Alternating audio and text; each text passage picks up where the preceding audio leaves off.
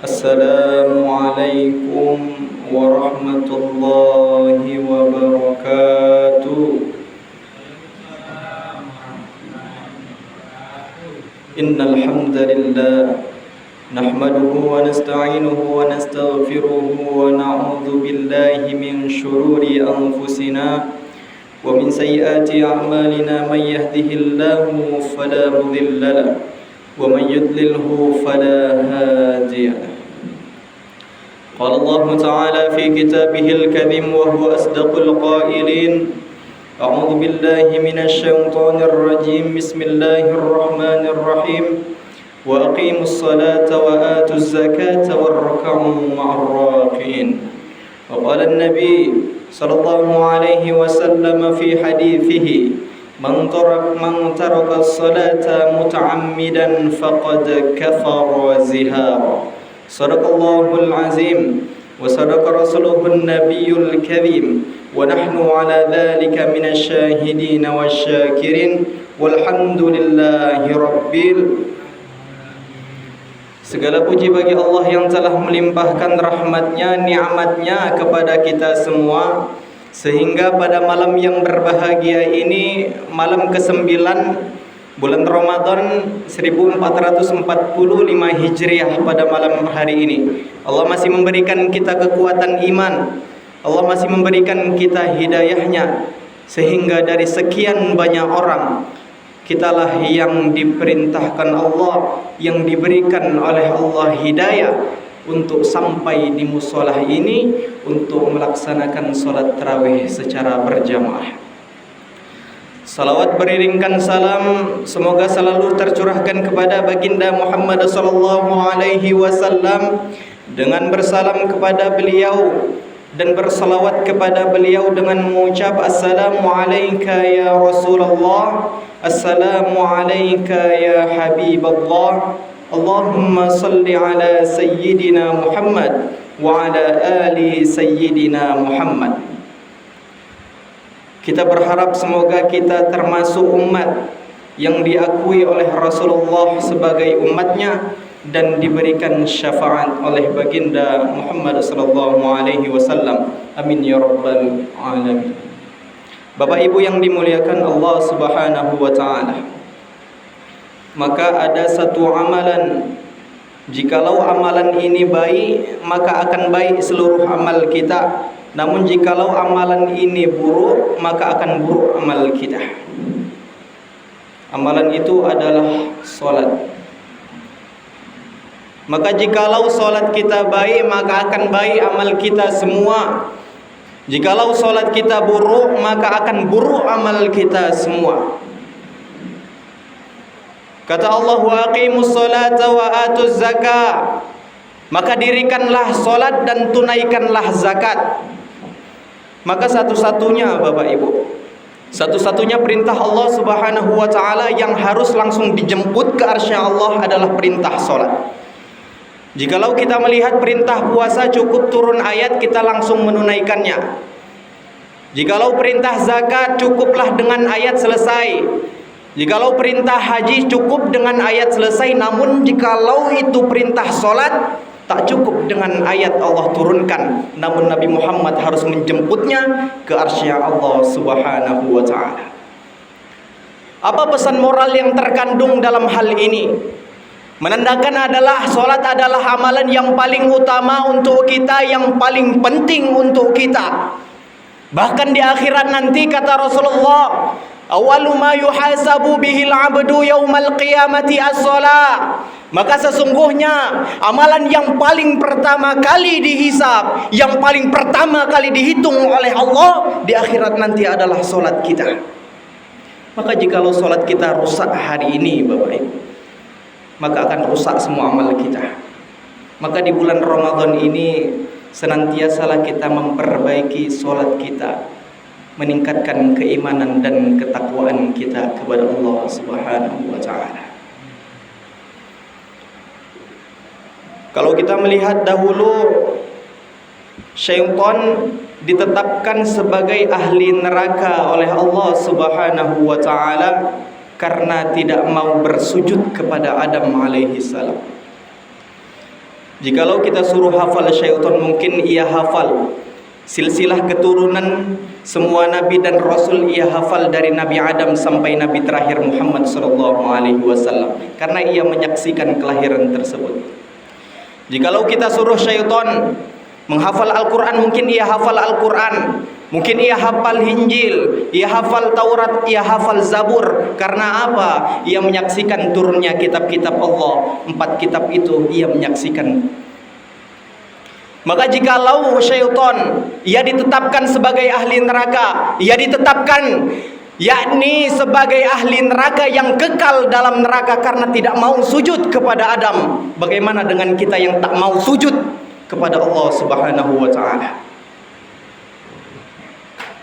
Adam statusnya adalah makhluk, hamba Allah. Syaitan tidak mau sujud karena ingkar, karena sombong yang ada dalam hatinya, ia tak mau sujud kepada Adam.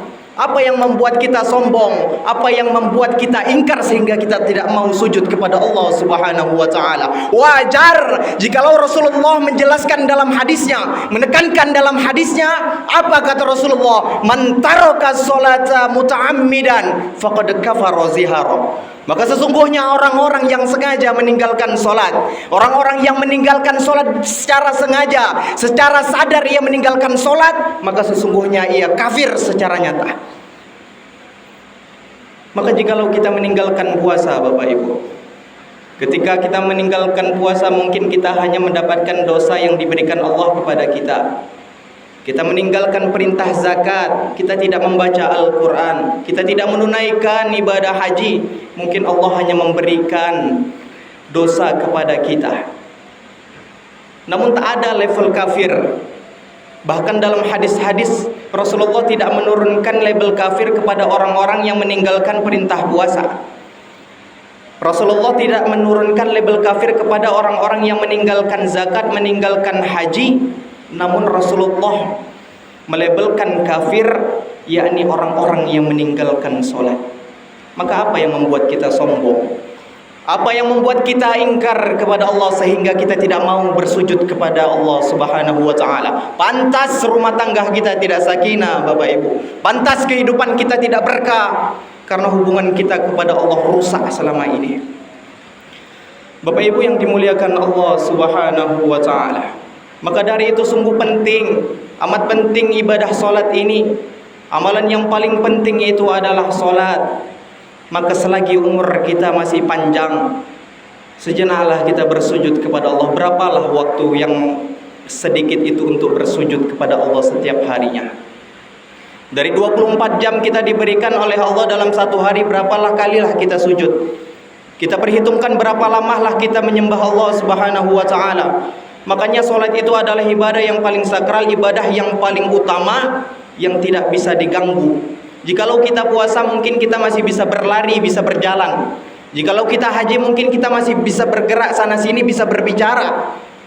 Begitu juga dengan amalan-amalan yang lainnya. Namun ketika kita sholat kita dilarang untuk berbicara. Ketika kita sholat kita dilarang untuk bergerak banyak. Ketika kita sholat dilarang kita untuk berjalan. Ketika sholat kita dilarang untuk makan minum. Bahkan ketika kita sholat, Rasul memerintahkan agar fokus kita, pikiran kita kepada Allah Subhanahu wa ta'ala. Keutamaan yang lainnya adalah sholat. Apa solat yang paling utama? Yakni solat berjamaah. Kata Rasulullah sallallahu alaihi wasallam, sesungguhnya solat jamaah itu lebih tinggi 27 derajat daripada solat sendirian. Maka banyak orang-orang di luar sana, Bapak Ibu, mereka yang sengaja meninggalkan solat berjamaah di masjid. Mereka tidak ingin melangkahkan kakinya ke masjid, padahal sudah jelas Allah katakan, innama ya'muru masajidallahi man amana billahi wal yaumil akhir. Maka sesungguhnya orang-orang yang memakmurkan masjid, orang-orang yang memakmurkan musola, mereka itu adalah orang-orang yang beriman kepada Allah dan yaumil akhir. Maka Allah ingin menyampaikan pesan moral kepada kita. Jikalau kita mengaku beriman kepada Allah, jikalau kita mengaku beriman kepada yaumil akhir, maka tunaikanlah solat di masjid, tunaikanlah solat berjamaah di musola. Maka berapa banyak di luar sana yang melalaikan ini. Mereka menganggap dengan enteng. Mereka berpendapat bahwa imam-imam mazhab tidak mewajibkan sholat secara berjamaah. Maka ingin saya sampaikan kepada kita semua Bapak Ibu. Yang pertama kali Imam Malik, ia berpendapat bahwa sholat berjamaah itu adalah hukumnya sunnah muakkad, yakni sunnah yang ditekankan, yang mendekati dengan wajib. Lantas apa pendapat Imam Syafi'i tentang sholat berjamaah di masjid? Apa pendapat Imam Syafi'i tentang sholat berjamaah di masjid? Yakni fardu kifayah. Mengapa Imam Syafi'i ia berpendapat fardu kifayah dan tidak fardu ain? Maka kata Imam Syafi'i, jikalau ada di suatu kampung, jikalau ada di suatu perumahan, jikalau ada saja orang, ada imam, ada makmum, sudah cukup. Kata Imam Syafi'i begitu. Bahkan dalam artian, maka dalam artian jikalau satu kampung itu zuhurnya tidak ada orang, imamnya tidak ada, makmumnya tidak ada, kosong musola, kosong masjid, maka satu kampung berdosa, satu komplek berdosa karena ia meninggalkan masjid, meninggalkan musola. Maka banyak di antara kita yang mengambil dari fatwa Imam Syafi'i. Apalagi kita di Indonesia ini, Pak. Kita banyak mengambil fatwa dari Imam Syafi'i karena Imam Syafi'i tidak mewajibkan. Ia berkata bahwa fatwa Imam Syafi'i adalah fardu kifayah, fardu yang diwakilkan, jikalau sudah diwakilkan selesai. Mengapa Imam Syafi'i membuat fardu kifayah? Orang hanya mengambil hukum, namun ia tidak pernah meneliti mengapa Imam Syafi'i tidak mewajibkan sholat berjamaah.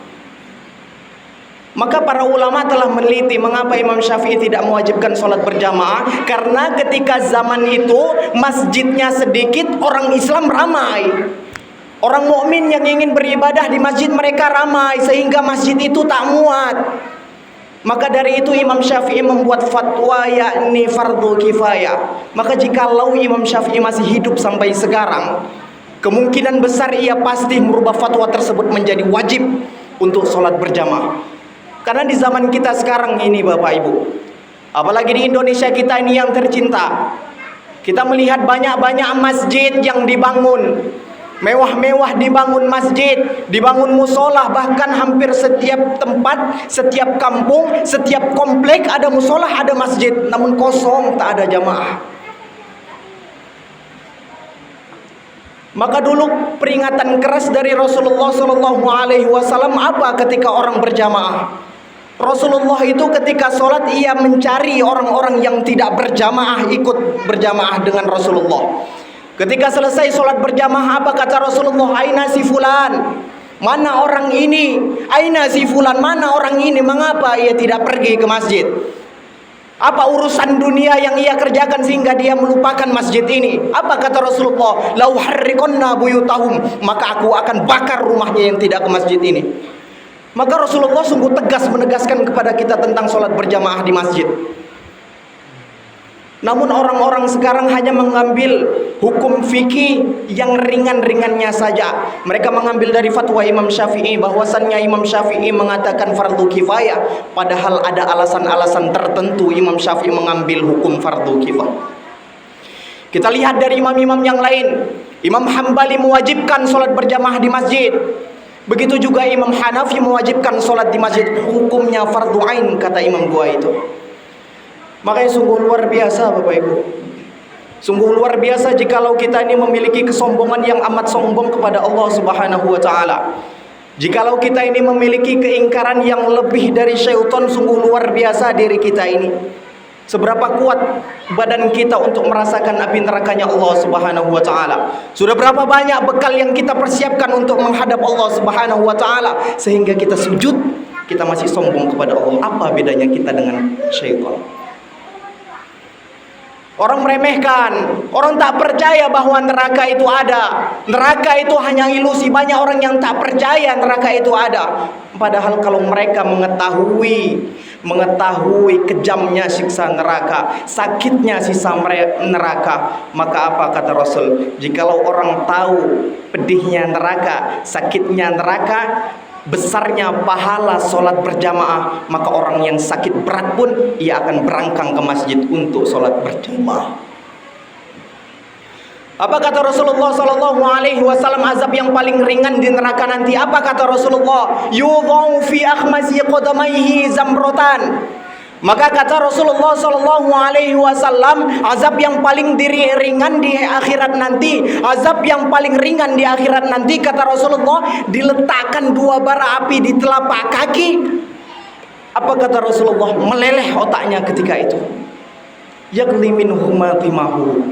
Meleleh otaknya, Bapak Ibu. Ia tidak dimasukkan ke dalam neraka. Orang ini belum dimasukkan ke dalam neraka, hanya diletakkan bara itu di telapak kakinya, langsung meleleh otaknya. Bagaimana ia jikalau dimasukkan ke dalam neraka? Allah menegaskan dalam firman Al-Quranul Karim, bagaimana siksa neraka yang paling ringan. Kata Allah Subhanahu wa taala, "Walladzina kafaru wa kadzdzabu biayatina sawfa nuslihim nara." Maka sesungguhnya orang-orang yang berdusta, orang-orang yang kafir, orang-orang yang ingkar, yang selalu menginjak-injak perintahku, orang yang selalu melaksanakan laranganku, apa kata Allah? Sawfa nuslihim nara. Maka sesungguhnya aku akan celupkan ia ke dalam api neraka. Allah tidak hanya memasukkan, Bapak Ibu. Kata Allah nuslihim itu dalam kalimat bahasa Arab artinya mencelupkan. Jikalau Bapak Ibu pernah membuat teh, itu mencelupkan, dimasukkan terus diangkat lagi, dimasukkan diangkat lagi, dimasukkan diangkat lagi, begitulah api neraka. Kullama nadida juluduhum baddalnahum juludan ghairaha. Maka ketika dimasukkan, kulit-kulitnya hancur. Ketika diangkat, kulit-kulitnya hancur. Hancur badan itu. Maka ketika itu Allah mengganti dengan kulit-kulit yang lain. Allah mengganti dengan badan yang lain sempurna seperti yang awal tadi. Kemudian Allah terus mencelupkan dia dzukul azab, supaya ia merasakan azab Allah Subhanahu wa ta'ala. Maka sungguh luar biasa azab Allah ini, Pak. Jikalau masih ada ingkar kita dalam hati, masih ada besar sombong kita dalam hati untuk tak mau kita bersujud kepada Allah, maka tak ada bedanya kita dengan syaitan.